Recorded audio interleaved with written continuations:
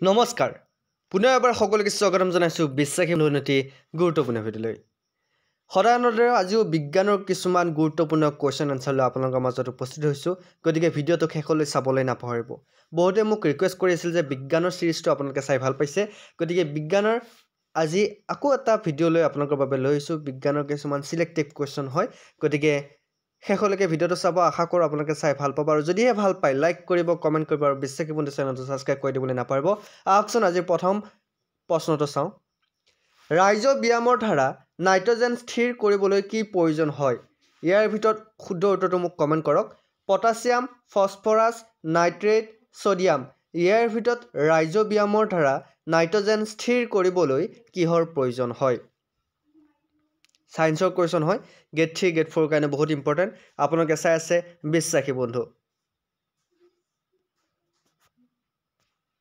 ইয়াৰ শুদ্ধ উত্তৰটো হৈছে ফসফৰাছ মই অকণমান তথ্য সহকাৰে কৈ দিছো ৰাইজোবিয়ামৰ দ্বাৰা নাইট্ৰজেন স্থিৰ কৰিবলৈ ফসফৰাছৰ প্ৰয়োজন হয় এইটো মাটিৰ গ্ৰাম ঋণাত্মক বেক্টেৰিয়াৰ এটা প্ৰজাতি নেক্সট কোৱেশ্চন নম্বৰ 2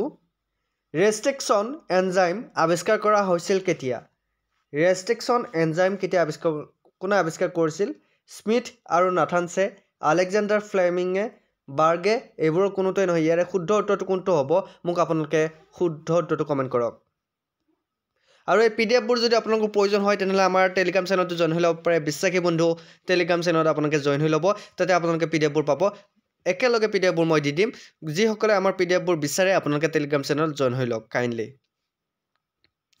ইয়াৰ শুদ্ধ উত্তৰটো হৈছে স্মিথ আৰু নাথানছ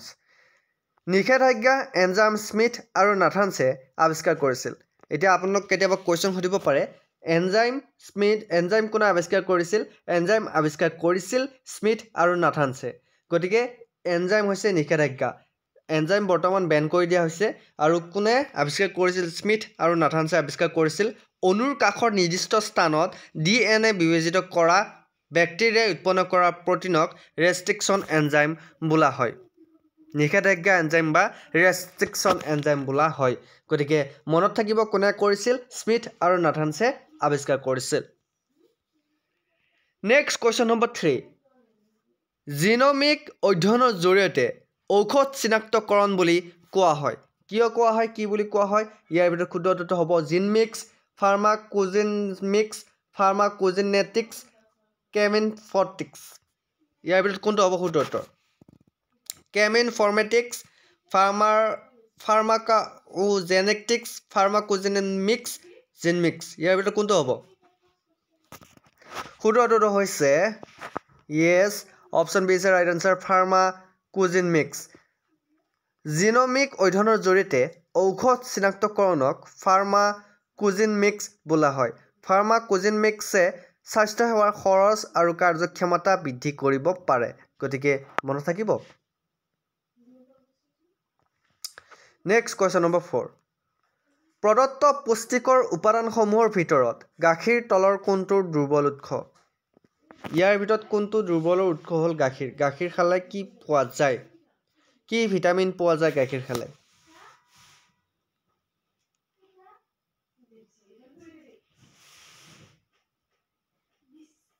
কাৰ্বহাইড্ৰেট কেলচিয়াম প্ৰটিন ভিটামিন সি ইয়াৰ ভিতৰত কোনটো পোৱা যায়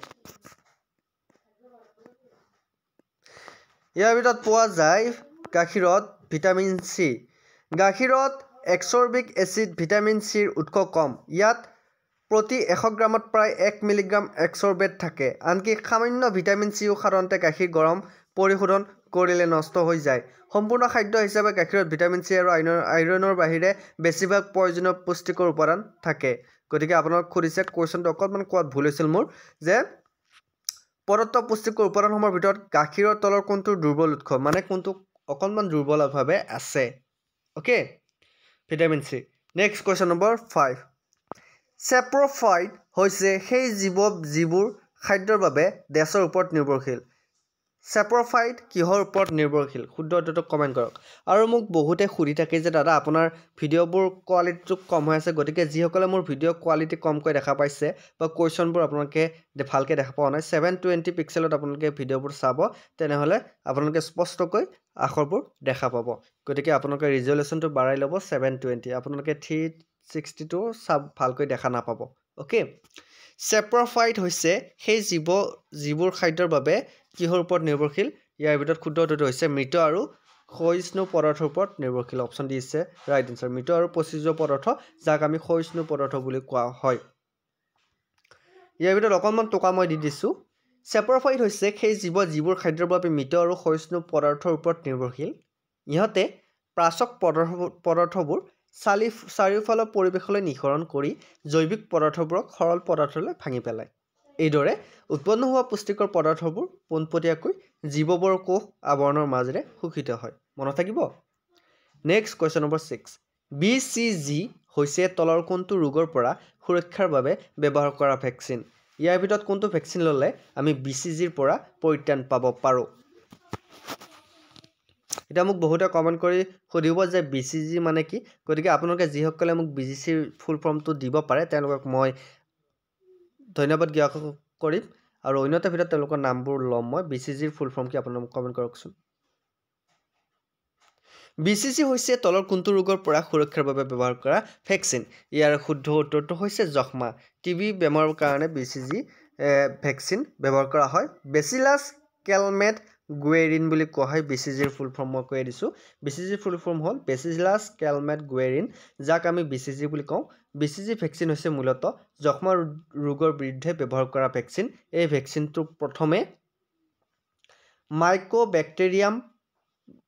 বভিছৰ পৰা প্ৰস্তুত কৰা হৈছিল গতিকে আপোনালোকে খুদিব পাৰে BCG কৰ পৰা প্ৰস্তুত কৰা হৈছিল BCG প্ৰস্তুত কৰা হৈছিল মাইকোবেক্টেৰিয়াম বভিছৰ পৰা যিটো সাধাৰণতে গৰুত পোৱা যায় ই স্বাস্থ্য সংস্থাৰ অত্যাৱশ্যকীয় ঔষধৰ তালিকাত আছে যিটো স্বাস্থ্য ব্যৱস্থাত প্ৰয়োজনীয় আটাইতকৈ ফলপ্ৰসূ আৰু নিৰাপদ ঔষধ গতিকে আপোনালোকে মনত ৰাখিব BCG মাইকোবেক্টেৰিয়াম বভিছৰ পৰা প্ৰস্তুত কৰা হৈছিল ওকে নেক্সট কোৱেশ্চন নম্বৰ 7 মানুহৰ ছাল চুলি আৰু চকুত ৰং দিয়া ৰঞ্জক পদাৰ্থটোক কি বুলি কোৱা হয় বহুত ইম্পৰ্টেন্ট কোৱেশ্চন হয় মানুহৰ ছাল চুলি আৰু চকুক ৰং দিয়া ৰঞ্জক পদাৰ্থক কি বুলি কোৱা হয় বহুত ইম্পৰ্টেন্ট কোৱেশ্চন হয় আপোনালোকে প্ৰশ্নটোৰ উত্তৰ দিয়ক কম সময়ৰ ভিতৰত উত্তৰ দিবলৈ ট্ৰাই কৰক তেতিয়াহে আপোনালোকে পৰীক্ষাৰ বাবে সাজু হ'ব পাৰিব কাৰণ অকণমান আপোনালোকে যেতিয়া সময়ৰ ব্যৱধানতা শিকি লয় তেনেহলে আপোনালোকৰ কোৱেশ্চনবোৰ এৰি থৈ নাহে এক্সামত গতিকে মনত ৰাখিব খুব কম সময় ইউজ কৰিব পাৰিলে আপোনালোকে এক্সামত 100% দিব পাৰিব মানুহৰ ছাল চুলি আৰু চকুক ৰং দিয়া ৰঞ্জক পদাৰ্থক কি বুলি কোৱা হয় ইয়াৰ শুদ্ধ উত্তৰটো হৈছে মেলানিন বুলি কোৱা হয় মানুহৰ ছাল চুলি আৰু চকুক ৰং দিয়া ৰঞ্জক পদাৰ্থ ক'লা ছালৰ লোকৰ ছালত পাতল ছালৰ লোকতকৈ বেছি মেলানিন থাকে মেলানিন মেলানোসাইট নামৰ কোষৰ দ্বাৰা উৎপন্ন হয় সকলোৰে মেলানসাইটৰ সংখ্যা একে যদিও কিছুমান মানুহে আনতকৈ বেছি মেলানিন তৈয়াৰ কৰে গতিকে মনত থাকিব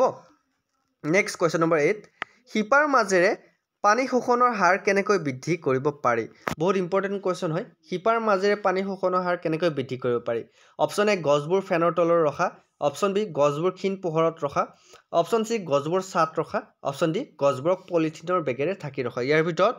হিপাৰ মাজেৰে পানী শোষণৰ হাৰ কেনেকৈ বৃদ্ধি কৰিব পাৰি ইয়াৰ শুদ্ধ উত্তৰটো হৈছে অপচন এ গছবোৰ ফেনৰ তলত ৰখা মানে যেতিয়া কোনো উদ্ভিদক ফেনৰ তলত ৰখা হয় তেতিয়া বায়ুৰ গতি বৃদ্ধি পায় যাৰ ফলত ষ্টমেটাৰ মাজেৰে উচ্চ হাৰত বাষ্পীভৱন হয় বাষ্পীভৱনৰ হাৰ বৃদ্ধিয়ে পানী শোষণ বৃদ্ধি কৰে যেনেকৈ গছবোৰ ফেনৰ তলত ৰাখিলে বাষ্পীভৱন প্ৰক্ৰিয়াটো বৃদ্ধি পায় গতিকে মাটিৰ পৰা উদ্ভিদৰ শিপাৰে অধিক পৰিমাণৰ পানী আৰু অন্যান্য খনিজ পদাৰ্থ শোষণ কৰে গতিকে মনত থাকিব নেক্সট কোৱেশ্চন নম্বৰ 9 ৰঙা তেজৰ কৰ্পাছ কলৰ গড় আয়ু প্ৰায় কিমান ৰঙা তেজৰ কৰ্পাছ কলৰ গড় আয়ুস প্ৰায় কিমান বহুত ইম্পৰ্টেন্ট কোৱেশ্চন হয় ইয়াৰে শুদ্ধ উত্তৰটো কমেন্ট কৰক 1 ৰ পৰা 120 দিন 1 ৰ পৰা 200 দিন 160 ৰ পৰা 180 দিন 150 ৰ পৰা 200 দিন শুদ্ধ উত্তৰটো কি হ'ব মোক কমেন্ট কৰকচোন বহুত ইম্পৰ্টেন্ট কোৱেশ্চন আমি ডিসকাস কৰিছো পৰীক্ষাৰ বাবে গতিকে কম সময় আছে আপোনালোকৰ হাতত যিমান পাৰে সোনকালে পঢ়িবলৈ ট্ৰাই কৰক ইয়াৰ শুদ্ধ উত্তৰটো হৈছে 1 ৰ পৰা 120 দিন হাড়ৰ মজ্জাত ৰক্তকণিকা বিঘটিত হৈ শৰীৰত প্ৰায় 1 ৰ পৰা 120 দিন চলাচল কৰাৰ পিছত ইয়াৰ উপাদানসমূহ যকৃত আৰু ফ্লিহাত থকা মেক্ৰোফেজৰ দ্বাৰা পুনৰ ব্যৱহাৰ কৰা হয় গ্ৰেভয়াৰ্ড অফ আৰবিসি পুৰণি জীৰ্ণ আৰু মৃত আৰু বেছি মূলত প্লিহা নামৰ অংগত ধ্বংস হয় নেক্সট কোৱেশ্চন নম্বৰ 10 আৰু এইটো হৈছে আজি ভিডিঅ'টো শেষৰটো প্ৰশ্ন মানুহৰ শৰীৰত লিগামেণ্ট সমূহ কিহেৰে গঠিত এতিয়া বহুত ইম্পৰ্টেণ্ট কুৱেশ্যন হয় মানুহৰ শৰীৰত লিগামেণ্টসমূহ কিহেৰে গঠিত কেৱল হালধীয়া আহেৰে বগা আহ আৰু কিছুমান হালধীয়া ইলাষ্টিক আহেৰে হালধীয়া আৰু পেশীৰ আহ কেৱল বগা ইয়াৰ ভিতৰত শুদ্ধ উত্তৰটো কোনটো হ'ব কমেণ্ট কৰকচোন আশা কৰোঁ আপোনালোকে উত্তৰটো কমেণ্ট কৰিলে ইয়াৰ ভিতৰত শুদ্ধ উত্তৰটো হৈছে অপশ্যন বি বগা আহ আৰু কিছু হালধীয়া ইলাষ্টিক আহ লিগামেণ্ট কলাজেনাছ আহৰ ঘন আহযুক্ত বান্ডিল আৰু ফাইব্ৰ'চাইট নামৰ জনাজাত স্পিণ্ডল আকৃতিৰ কোষেৰে গঠিত য'ত মাটিৰ পদাৰ্থ কম থাকে এটা গাঁঠিত দুটা ভিন্ন হাড় সংলগ্ন কৰা লিগামেণ্ট দুটা প্ৰধান হ'ব পাৰে বগা লিগামেণ্টত কলাজেনাছ আহ থাকে যিবোৰ মজবুত আৰু অনমনীয় আৰু হালধীয়া লিগামেণ্টত ইলাষ্টিক আহ থাকে যিবোৰ ইলাষ্টিক গতিৰ অনুমতি দিলেও যথেষ্ট কঠিন গতিকে বন্ধু বান্ধৱীসকল এয়া আছিল আজি মোৰ 10টা কুৱেশ্যন সায়েন্সৰ কুৱেশ্যন হয় আশা কৰোঁ চাই ভাল পালে গতিকে 10ৰ ভিতৰত আপুনি কেই নম্বৰ পালে মোক শেষত কমেণ্ট কৰিবলৈ নাপাহৰিব গতিকে আপোনালোকে এইবোৰ নাম্বাৰে আপোনালোকৰ ভৱিষ্যত নিৰ্ণয় কৰিব পাৰে তো বন্ধুসকল আশা কৰোঁ ভিডিঅ'টো চাই ভাল পালে যদিহে ভাল পাইছে লাইক কমেণ্ট শ্বেয়াৰৰ লগতে আমাৰ বিশ্বাসী বন্ধু চেনেলটো ছাবস্ক্ৰাইব কৰি দিবলৈ নাপাহৰিব আজিলৈ মানে অন্য এটা ভিডিঅ'ত আকৌ লগ পোৱাৰ প্ৰতিশ্ৰুতিৰে জয় হিন্দ জয় অসম